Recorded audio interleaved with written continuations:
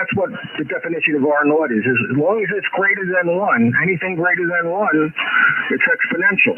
Now, the rise of the exponential, it's going to be smaller for an R naught of 2 than it will be for an R naught of 8, but that's all you need to have an exponential. Back to you, John. All right, yeah, all right. In the beginning I was looking at it, and then I just kind of gave up. I was listening to so much crap. I didn't know what to believe, and I just said, I'm staying home and being careful, and that's all I could do, and I stopped following it. It was depressing, and for me, I don't know that it was, etched in concrete anyway. But so I'll ask you one more question on it. At the height of the deaths in the United States, how many were we getting a day, and how many are we getting a day today? Do you know those numbers? Yeah, that's the 3,000 I gave before. And again, to my age, my mental condition, and everything else, I think we were losing 3,000 at the peak, and I think we're losing. Still think we're losing 1,000 people a day with 70,000 people being infected. I'll go and check it out after we get off the radio, but the numbers are still pretty damn high, and so yeah, that's that whole herd immunity thing, that R naught that we were talking about. That herd immunity thing. The goal is to get that R naught less than 1.0, and so you got a decreasing exponential. So that's the whole idea. And my friend Terry, the physicist, I was talking to him. He follows this stuff in gory detail, and he wrote his own simulation routine. He sent me a copy. It was a Unix C program, and I put it on my machine and ran it, and it shows, starts out with X people having it, and there's a random number generator in here because bumping into people and who gets infected and who doesn't, there's some randomness. So he wrote his own virus simulation. I was running it. It's pretty interesting. And it's, from a programming point of view, it's not a long program. It's about 200 lines of program code. So there's, there's a lot to any field of science, but the actual model, now I'm not sure his is a National Health Institute level model, but I'm sure all their models are taking into account the same stuff his is, and it's kind of like I said, so many people have it, so many people are out. What's the exposure rate?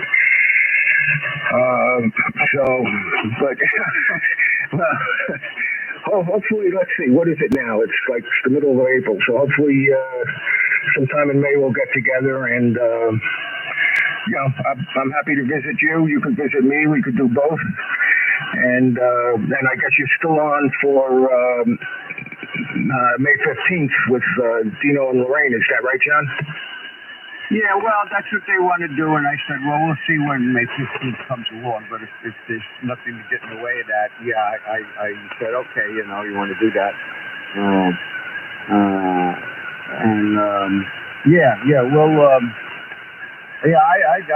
I just want to have some good news and some free time in front of me, which, that's what I'm waiting for right now. I don't know, Lou, I'm not gonna belabor that, whole thing creeping into my head. But anyway, I think I'll go another round with you, and then I'm gonna pull a plug.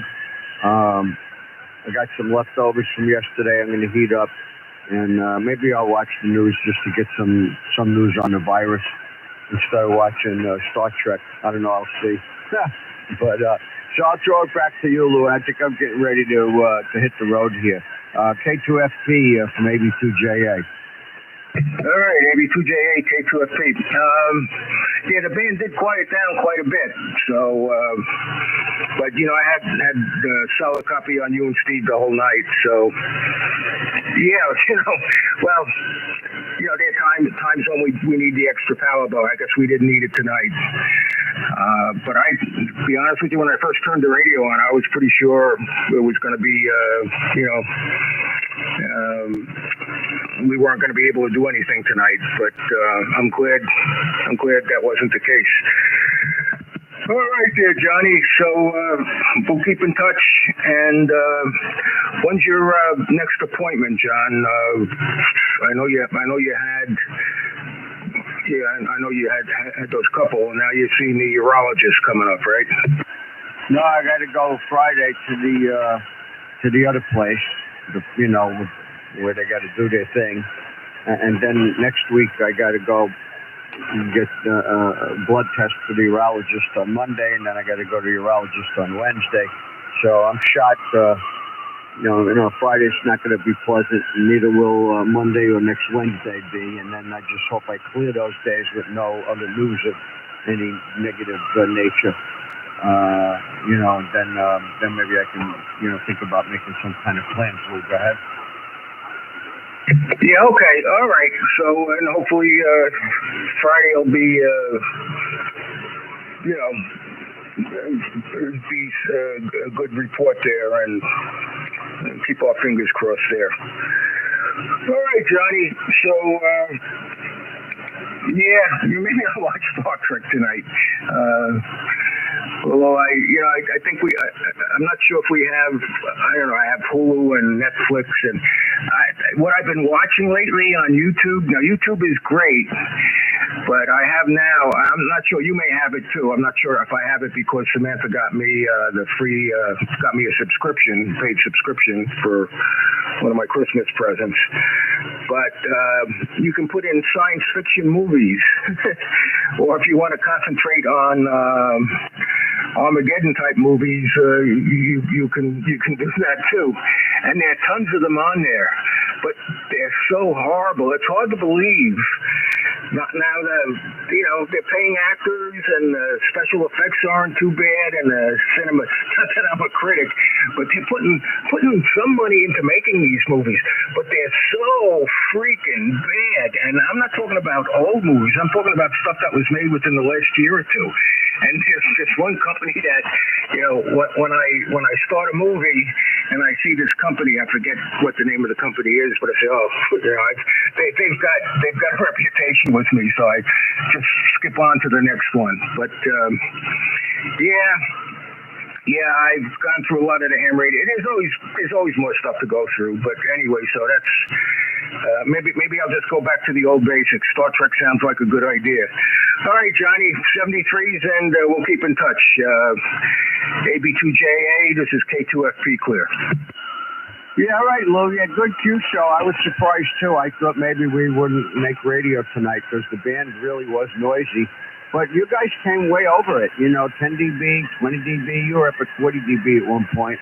And I haven't been looking in between transmissions. Maybe the band did quiet down, but even as noisy as it was, signals came booming through. And I'm running nothing here compared to what I was always running for so long. Like you say, sometimes you need it. I doubt we need it that often.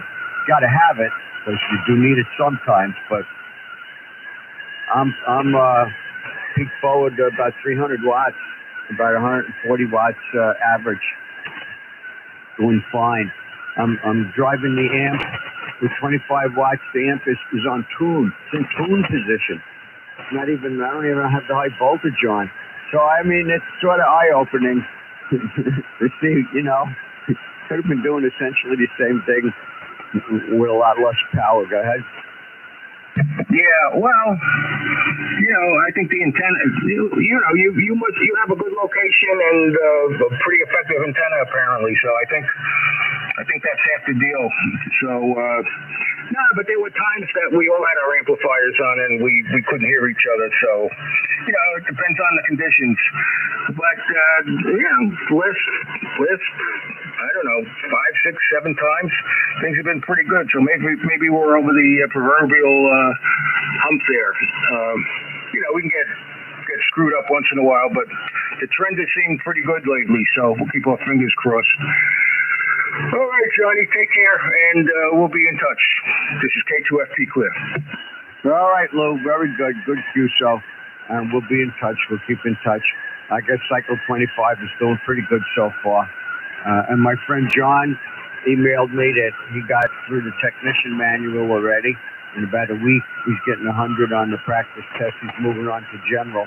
So I imagine in a couple of weeks or so, he'll probably go down and get his ticket.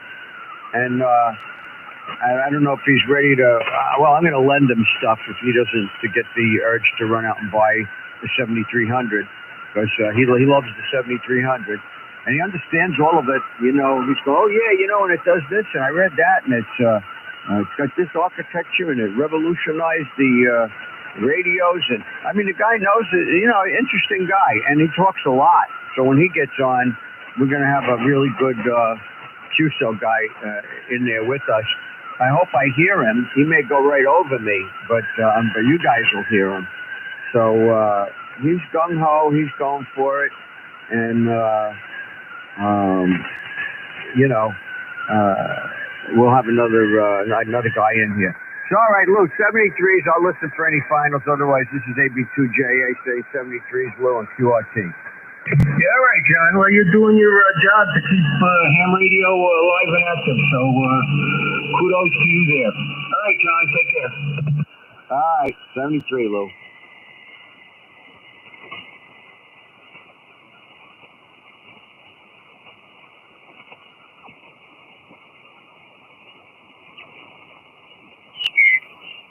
About 9 watts.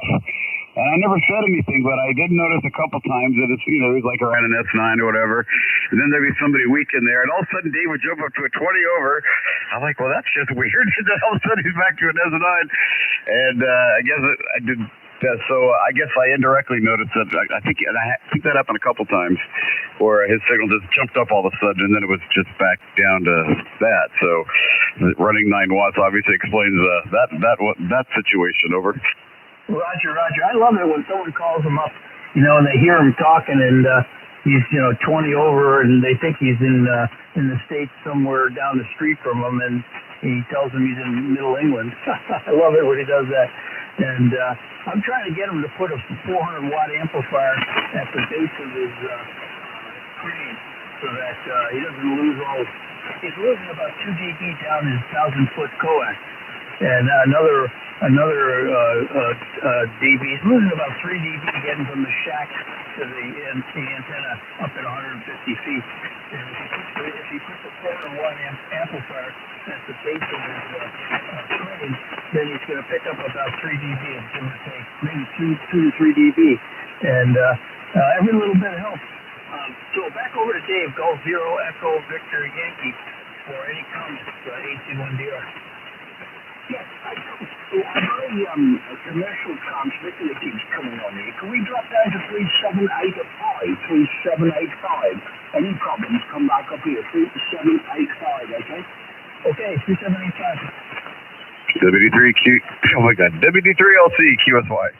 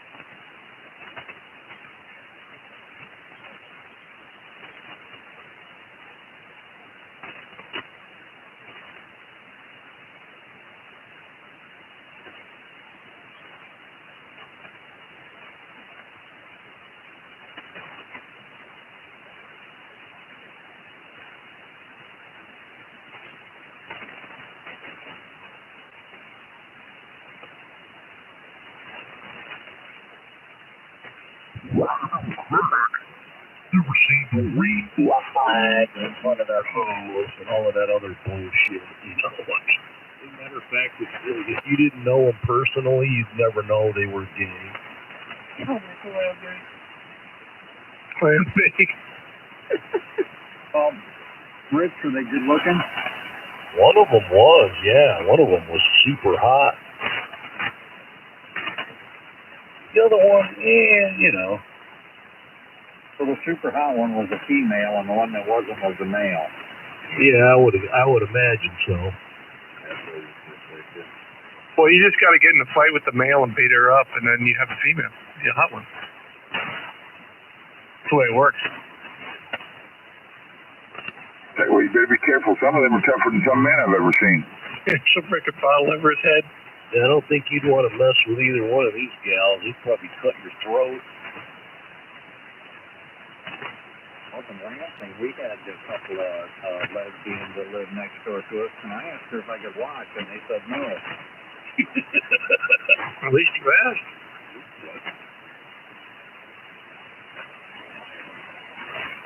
Is there lots of flannel going on? I'm sure there was. Well, that wasn't very sporting of them, was it? No, there sure the hell wasn't, Pat. You should have just pulled it out right there.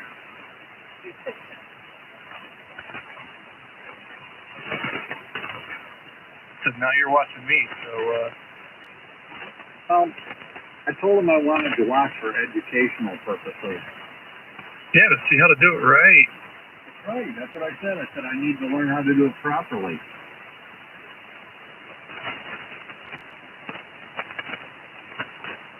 And it still didn't work. I don't think they were having none of that.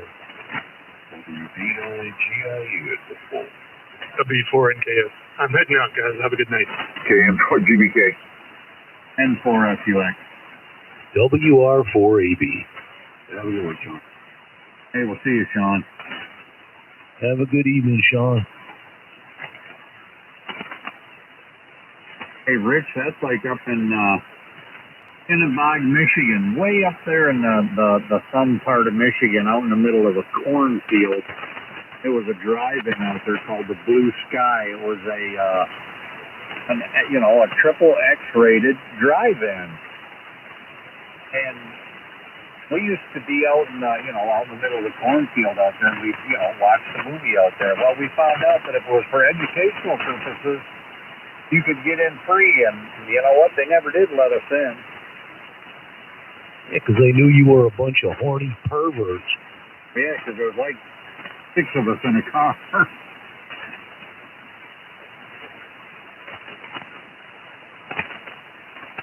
Yeah, we told her, hey, we're here to learn about this. And he looked right at us. I was driving. He said, you guys look like trouble. Get the hell out of here. Yeah, so the only thing you're going to learn about is leaving. You look fair. I know. So we just went around the back side of the 4 Mile Square and come up into the cornfield again.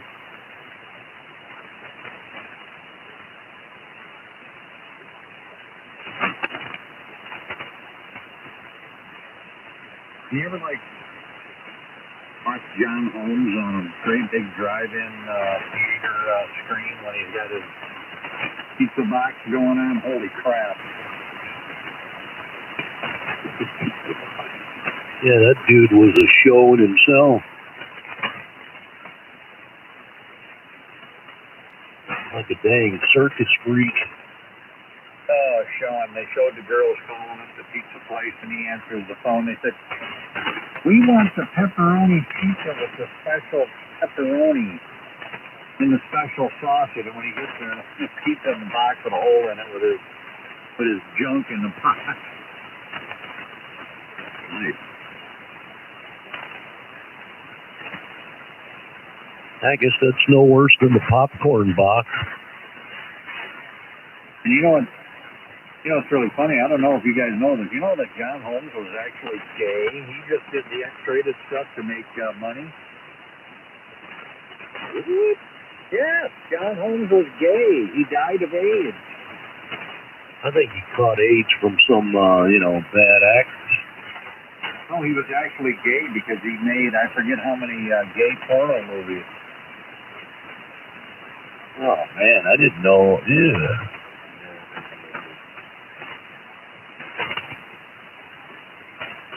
Well, damn it, man! You should have stuck to chick.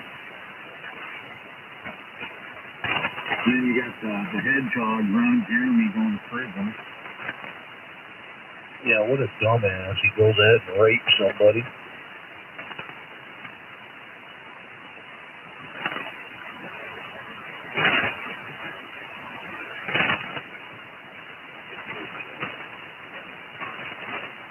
He looks more like a walrus about these days. Yeah. Kind of reminds me that I kind of